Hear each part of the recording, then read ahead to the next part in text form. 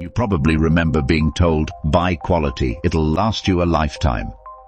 Your parents had one good winter coat, one pair of dress shoes, a handful of shirts they actually wore until the elbows gave out. But walk into your closet right now. Go ahead.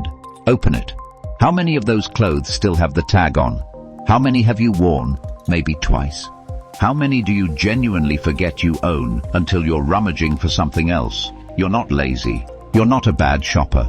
You've been pulled into a system that was deliberately engineered in a small office in northern Spain to make you spend more, buy faster, and care less about what you already own. And the company that perfected it isn't Shane, it isn't H&M, it's Zara. And what they figured out has quietly rewired the entire fashion industry, and your wardrobe along with it. So in this video we're going to break down Zara's dirty little business trick, why it works on almost everyone, and whether there's anything you can actually do about it. Let's get started. Section 1. The historical context. When buying clothes stopped being normal. For most of the 20th century, buying clothes worked like this. Fashion houses designed 2 collections a year, spring, summer, and fall, winter. They'd plan months in advance, manufacture overseas, ship to stores, and then sell that same collection for the entire season. If you wanted a new dress in March, you were looking at the same dresses that were there in February, and the one before that. Clothing was treated like furniture. You bought it, you owned it, you wore it for years. Then, in 1975, a Spanish guy named Amancio Ortega opened a small shop in a town called La Coruña. The shop was called Zara. And by the 1980s, Ortega had figured out something that would flip the entire industry on its head. Instead of 2 collections a year, what if you released new clothes every single week?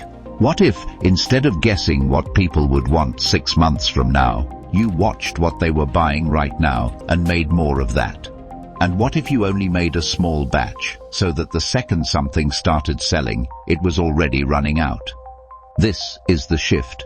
This is the exact moment fashion stopped being about clothing and started being about urgency. Zara invented the category we now call fast fashion.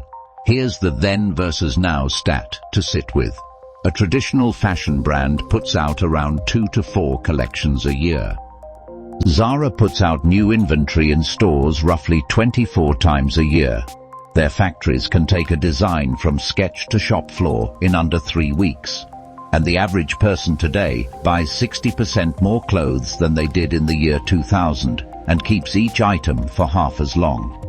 That gap didn't happen by accident. Someone built it. Section 2. The core mechanism. How the trick actually works. Here's the simple analogy. Think of Zara's store like a buffet that closes in 5 minutes. You didn't even know you wanted the dumplings, but the waiter just said they're about to clear the table. Suddenly, you need those dumplings. You'll be devastated if you don't get those dumplings. You take 3. That's Zara's entire business model in one sentence. They've engineered every store to feel like a buffet about to close. Let me walk you through the actual mechanics, because once you see it, you can't unsee it. Step 1. Zara only manufactures small batches of any given design. Not thousands, not tens of thousands. A few hundred per store.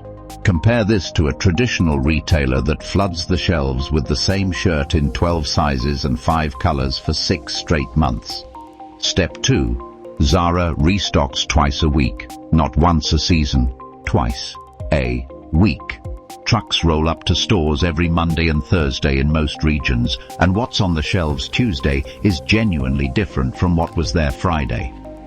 Step 3, and this is the killer. When an item sells out, Zara usually does not bring it back. The blue knit you saw last Tuesday and didn't buy, gone. Forever. Replaced by something new that you'll also feel pressure to grab before it disappears.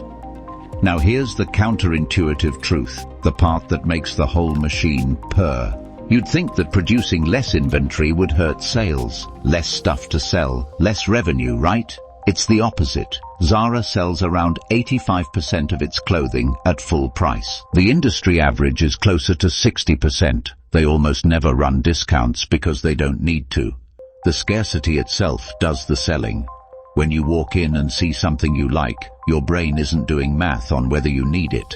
Your brain is doing math on whether it'll still be there next weekend, and the answer is no, so you buy it, even if you're not sure, even if you don't have an event for it, even if it doesn't quite fit, because the alternative is the regret of not buying it.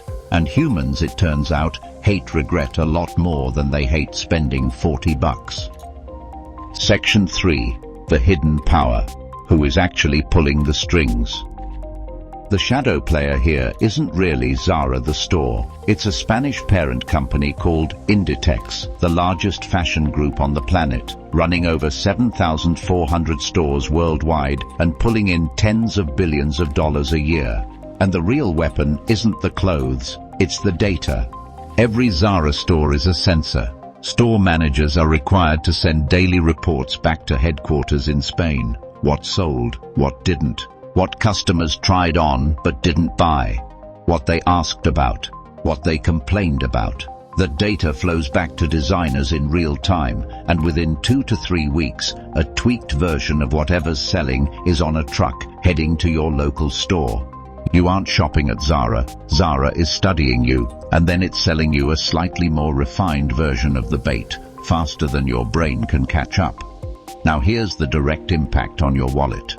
Behavioral economists have studied this for years. Scarcity marketing exploits something called loss aversion, the idea that humans feel the pain of losing something roughly twice as strongly as the pleasure of gaining it. Studies from the Journal of Consumer Research suggest scarcity-style triggers drive a huge share of impulse purchasing decisions. Translation: when Zara's store layout whispers, "This is almost gone," your rational brain shuts off. You're not buying a shirt, you're buying relief from the fear of missing out. And because the price tag is low enough to feel harmless, $20 here, $30 there, you don't feel the bleed. Until you check your bank statement at the end of the month and realize you spent $400 at one store and you're wearing the same 3 things you owned in March. And then there's the domino effect. Because Zara worked, every other brand copied it. H&M, Forever 21, Mango, Pull & Bear, ASOS, and then Shein and Temu took it nuclear. The entire global apparel industry now produces over 100 billion garments a year. Roughly 30% of those clothes are never even sold. And of what does get sold, the average garment now gets worn about 36% fewer times than it did 15 years ago before getting tossed. A garbage truck full of clothing is dumped or burned somewhere on Earth every single second. That's the bill for a system that trained an entire generation to treat clothing like content, disposable, infinite, and never quite satisfying. Section 4. The reality check and conclusion. Here's the harsh truth. Zara didn't just sell you a shirt. Zara sold you the feeling that if you didn't buy that shirt right now, you'd lose it forever. And that feeling, multiplied across millions of customers and billions of garments, is one of the most profitable psychological exploits in modern business history. Your overflowing closet isn't a personal failing. It's the predictable output of a machine built to keep you reaching for your wallet faster than your brain can ask whether you actually need what's in your hand. So what can you do? A few things actually work. The classic 24-hour rule. If you see something you have to have, put it down, leave the store, and come back tomorrow. About 80% of the time, you won't. Stop opening apps when you're bored, because boredom is the soil scarcity marketing grows in. And every time your brain says, "but it'll be gone," ask yourself the real question: would I still want this if it were sitting in a discount bin 3 months from now? If the answer is no, you didn't want the shirt. You wanted the rush. So here's my question for you. What's the most expensive thing in your closet that you've literally never worn? Drop it in the comments. I want to know whether I'm alone in this. And if this video changed how you think about your next shopping trip, hit that like button and subscribe to Finance Ledger Explained for more breakdowns of how the system actually works. I'll catch you in the next one.